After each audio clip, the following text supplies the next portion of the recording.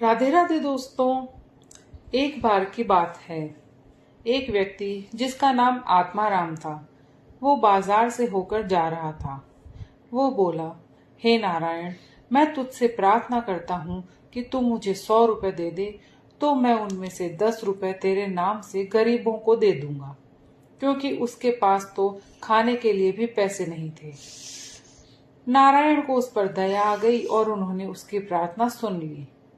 उस व्यक्ति को तुरंत ही पैसे मिल गए, जिसमें से 10 रुपए उसने अपने दूसरे हाथ में रुमाल में बांधकर निकाल कर रख लिए, ताकि जैसे ही उसको कोई गरीब आदमी मिले तो वो उन्हें दे दे।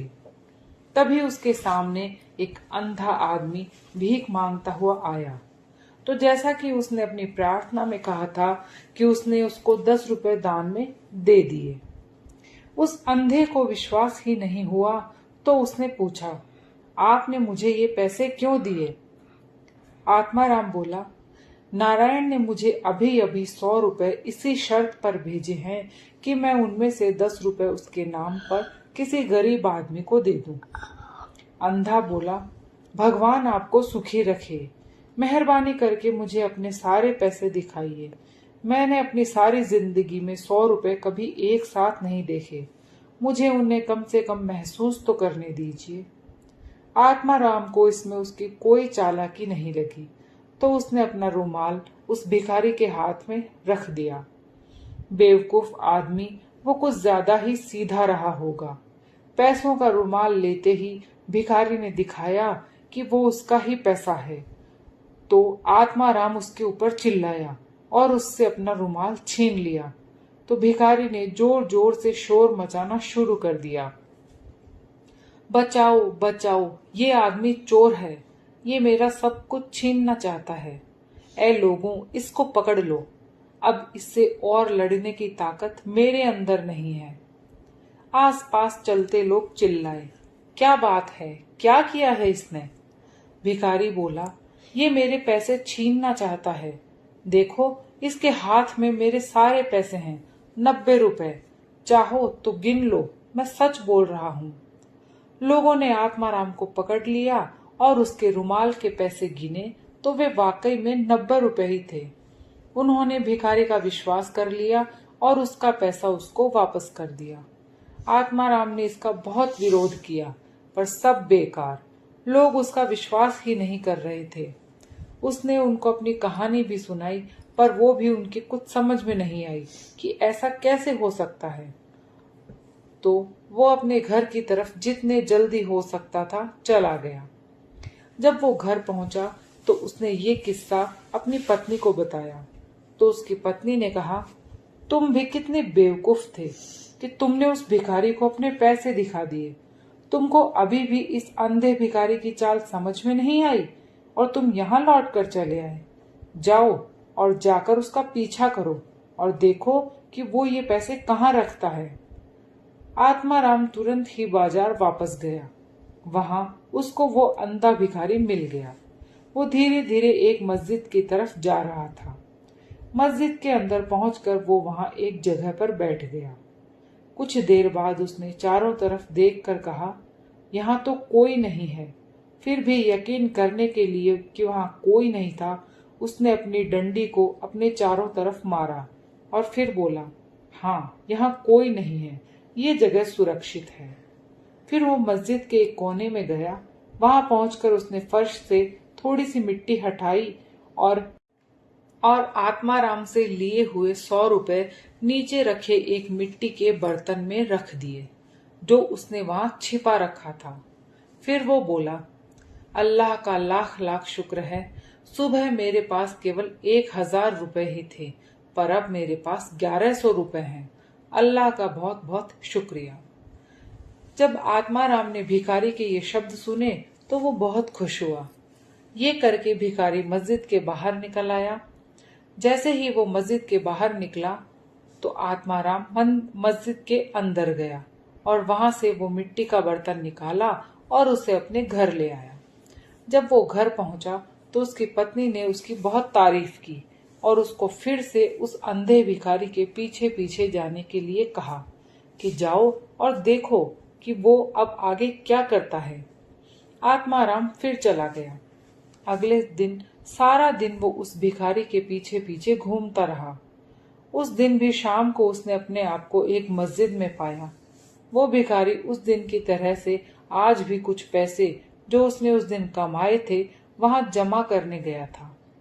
जब उस अंधे आदमी को उसके पैसे वाला मिट्टी का बर्तन वहां गड़ा हुआ नहीं मिला तो वो बहुत दुखी हुआ। वो बेचारा अपना चेहरा और छाती पीट पीट कर रोने लगा। इस सब से उसने इतना शोर मचाया कि उस मस्जिद का मौलवी उसको देखने पहुंचा कि ये कौन और क्यों रो रहा है। इत्तेफाक से ये मौलवी भी अंधा था और बहुत चालाक था। मौलवी ने भिखारी से पूछा, यहाँ तुम ये क्या कर रहे हो? सबको परेशान कर रहे हो और मस्जिद की जमीन भी खराब कर रहे हो। चले जाओ यहाँ से। तुम हमारे और हमारी मस्जिद के ऊपर पाप चढ़ाने वाले हो। यहाँ से तुम तुरंत चले जाओ, वरना मैं अभी लोगों को बुला लूंगा और तुमको अपने इस व्यवहार पर पछताना पड़ेगा। भिखारी बोला, जनाब, मेरे पास जो कुछ भी था मेरा वो सब डाकू लूट कर ले गए हैं। यहाँ कोई चोर आया और वो मेरा सारा पैसा निकाल कर ले गया। मैं क्या करूं? मौलवी बोला, तुम तो बहुत ही बड़े बेवकूफ हो। ये रोना धोना बंद करो और इस घटना से अपने अच्छे भविष्य के बारे में सबक लो। किसी ने कभी क्या ये सुना भी है कि कोई अपने 1100 रुपए एक मिट्टी के बर्तन में रखकर इस मस्जिद जैसी आम जगह पर रख दे, जहां सारे दिन लोग आते जाते रहते हों? अगर तुमने ऐसा ही किया होता जैसा कि मैंने किया है तो तुम्हारे साथ ये ना हुआ होता। गरीब भिखारी ने पूछा, तुम कैसे करते हो? मौलवी बोला, मेरे पास एक बहुत बड़ी खोखली डंडी है। मैं अपना सारा पैसा उसी डंडी में रखता हूँ और वो डंडी मैं हमेशा अपने पास रखता हूँ। देखो, ये यहाँ है। कहकर उसने अपनी डंडी उसके पैर पर मारी। फिर बोला, जाओ, तुम एक और डंडी ले लो और फिर अपने पैसे के बारे में निश्चिंत हो जाओ। ये सुनकर आत्माराम ने अंधे मौलवी की तरफ इस तरह से ध्यान से देखा जैसे वो उसका पैसा भी ले लेगा। तो उसने एक बड़ी डंडी ली, उसको खोखला किया और उसको मौलवी की डंडी जैसा बना दिया।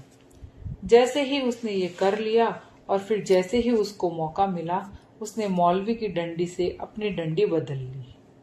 मौलवी जब भी प्रार्थना करता था तो अपनी डंडी जमीन पर रख देता था, और क्योंकि वो अपनी प्रार्थना दिन में कई बार करता था, इसलिए आत्माराम को ये मौका ढूंढने में बहुत देर इंतजार नहीं करना पड़ा। आत्माराम की पत्नी ने जब ये सुना और बहुत सारे पैसे देखे तो वो बहुत खुश हुई। उसने अपने पति से कहा, अब तुम फिर जाओ और देखो कि ये मौलवी अब क्या करता है। हो सकता है तुम्हें उसका कुछ और खजाना हाथ लग जाए। आत्माराम ने उसका कहना माना और फिर से उसी मौलवी की तरफ चल दिया। वहां जाकर वो क्या देखता है कि उसके पास एक और मौलवी बैठा हुआ है। इत्तेफाक से ये दूसरा मौलवी भी अंधा था। पहला वाला मौलवी अपने पैसे खो जाने पर दूसरे मौलवी के सामने रो रहा था, तो दूसरे अंधे मौलवी ने उससे कहा, तुम्हारी बेवकूफी के लिए अल्लाह का तुम पर कुफ्र पड़े। अब तुम मेरी बात सुनो कि मैं अपने पैसे का क्या करता हूँ। मैं अपना सारा पैसा अपने कपड़ों में सिल कर रखता हूँ। वहां से मेरा पैसा कौन ले सकता है? मेरी सलाह मानो तो तुम भी ऐसा ही कर लो। जब आत्माराम ने दूसरे मौलवी के ये शब्द सुने तो वो तुरंत ही वहां से भाग गया और मधुमक्खियों से भरा एक छत्ता खरीद लाया और उसको उसने एक मिट्टी के बर्तन की तली में लगा दिया। छत्ते के ऊपर उसने काफी सारा शहद रख दिया। इतना करके वो हंसा और बोला, हा हा हा, उसको डराने के लिए इतना ही काफी है। फिर उसने एक मुसलमान का भेष बनाया और दूसरे मौलवी को वो मिट्टी का शहद भरा बर्तन देने के लिए उसके घर की तरफ चल दिया। उसके घर जाकर उसने उसको वो बर्तन भेंट में दे दिया। मौलवी शहद से भरा बर्तन पाकर खुश हुआ। उसने उसको आशीर्वाद दिया। बर्तन देकर आत्माराम चला आया, पर वो अपने घर नहीं गया। वो उसके घर से थोड़ी दूर जाकर इंतजार करने लगा कि कब वो अपना शहद खत्म करता है। जैसे ही आत्माराम उसके घर से गया, मौलवी ने शहद निकालने के लिए बर्तन में हाथ डाला कि वो उसको बड़े बर्तन में से निकालकर छोटे छोटे बर्तनों में रख दे, क्योंकि वो ये नहीं चाहता था कि कोई दूसरा उसकी इतनी सारी चीज को उसके पास एक ही बार में देख ले। उसने शहद से एक दो छोटे बर्तन भरे ही थे कि अब उसका हाथ शहद की बजाय मधुमक्खियों के छत्ते से जा लगा। मधुमक्खियों को उसका ये बुरा व्यवहार बिल्कुल भी अच्छा नहीं लगा। वे बर्तन में से बाहर उड़ी और उसको चारों तरफ से काटने लगी। वो अपना शरीर पीटता पीटता घर के बाहर की तरफ भागा, पर मधुमक्खियां भी अपने इरादे की पक्की थी। वे भी उसको छोड़ नहीं रही थी। ऐसे समय में कोई भी उसकी सहायता भी नहीं कर पा रहा था। सो उस अंधे मौलवी को अपने कपड़े उतारकर एक तरफ फेंकने ही पड़े और घर के अंदर जाना पड़ा।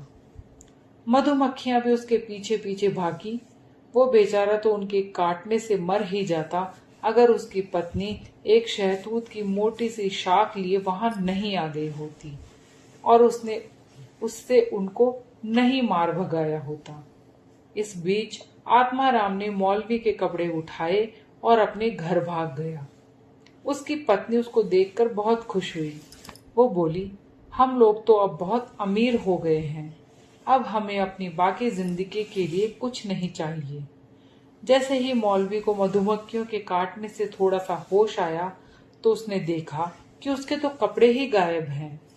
ये देखकर उसको बहुत परेशानी हुई। वो तुरंत ही पहले वाले अंधे मौलवी के पास गया और उससे अपना सारा हाल कहा। दोनों ने आपस में मिलकर कुछ सलाह की। सो वे दोनों मिलकर अंधे भिखारी के पास गए और उसे जाकर अपनी कहानियां बताई। तीनों ने मिलकर ये विचार किया कि राजा के पास चला जाए और उससे प्रार्थना की जाए कि वो इस चोर की ठीक से खोज करे। ऐसा ही किया गया। राजा ने उन तीनों की बात ठीक से सुनी और उन तीनों की कहानियों में रुचि लेने लगा। वो खुद भी ये जानने की कोशिश में लग गया कि ऐसा कौन सा आदमी था जिसने इन तीन होशियार और चतुर लोगों को धोखा दिया। उसने सारे शहर में ढिंडोरा पिटवा दिया कि जिसने भी ये सब किया है आकर स्वीकार करे तो राजा उसको माफ भी कर देगा और साथ में उसको अच्छा इनाम भी देगा। ये सुनकर आत्माराम राजा के पास गया और उसको सारी कहानी सुनाई। राजा बोला, शाबाश, पर ये तो बताओ कि ये सब तुमने अकेले किया या फिर किसी और ने भी तुमको इस बारे में सलाह दी। आत्माराम बोला, मेरी पत्नी ने मुझे ये सब करने के लिए उकसाया हुजूर, और मैंने ये सब किया। राजा बोला, बहुत अच्छे। उसने उसको बहुत सारी भेंट दी और फिर उसको वहां से भेज दिया। दोस्तों, कहानी यहीं समाप्त होती है। अगर आपको कहानी पसंद आई हो तो प्लीज लाइक और शेयर कीजिए, और अगर आप मेरे चैनल पर नए हैं तो प्लीज मेरे चैनल को सब्सक्राइब कर लीजिए। मैं रोज आपके लिए ऐसी ही दिलचस्प कहानियां लेकर आती हूँ। कहानी सुनने के लिए आपका बहुत बहुत धन्यवाद।